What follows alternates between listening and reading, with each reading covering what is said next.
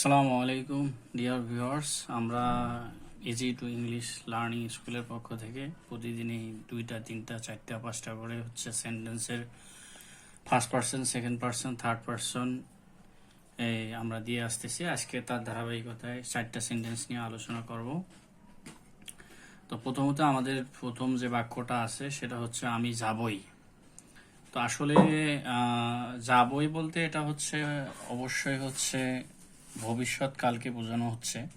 এটা আরও অন্যভাবে করা যায়, তবে আমরা ওইটা না করে আমরা মডাল অক্সিলারি ভার্বে ব্যবহার করব, যেমন মাস্ট ব্যবহার করে আমরা দেখাবো। যেটা অবশ্যই হবে সেক্ষেত্রে আমরা মাস্ট ব্যবহার করব। তা এখানে দেখা যাচ্ছে আমি যাবই, এখানে হচ্ছে আই হলো সাবজেক্ট, যাওয়ার ইংলিশ হচ্ছে গো, আর যাবই অবশ্যই যাব, অবশ্যই যদি বোঝায় সেক্ষেত্রে মাস্ট ব্যবহার করতে হয়। এটা হচ্ছে first person, second person, third person সিঙ্গুলারের ক্ষেত্রে সব জায়গায় মাস্টটা একই রকম অবস্থায় থাকবে। তুমি অবশ্যই যাবা,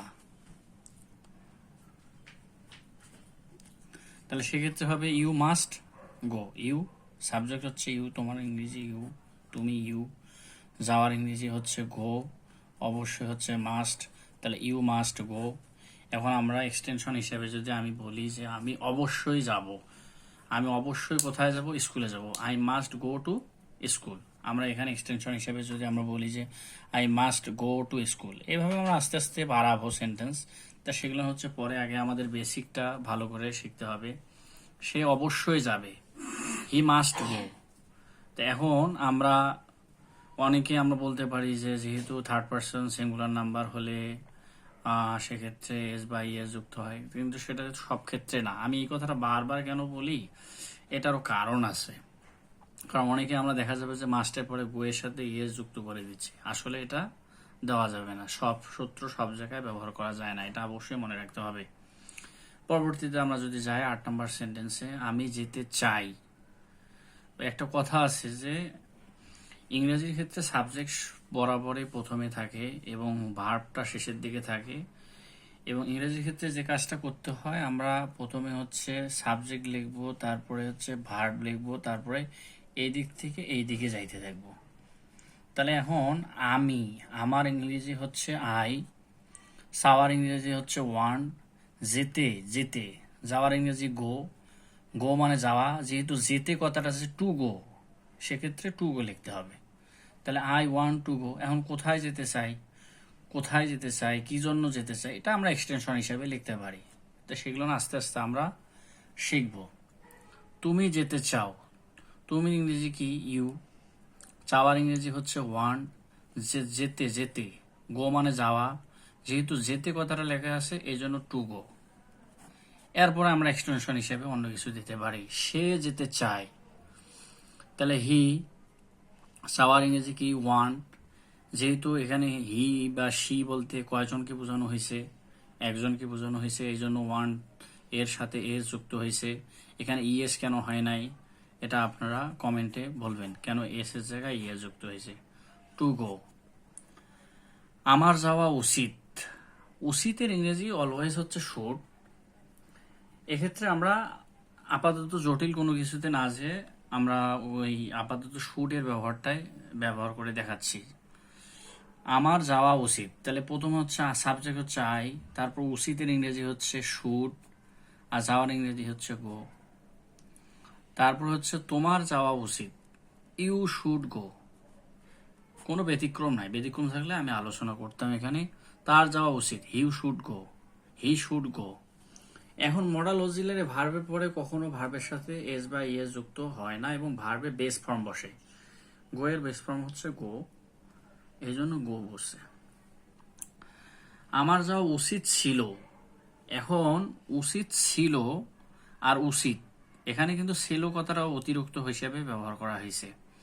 এখন আমরা এটাকে যদি ট্রান্সলেট করি, আমার আই, উচিতের ইংরেজি হচ্ছে শুড, আর যাওয়ার ইংরেজি হচ্ছে গো, আর ছিলর ইংরেজি হ্যাভ।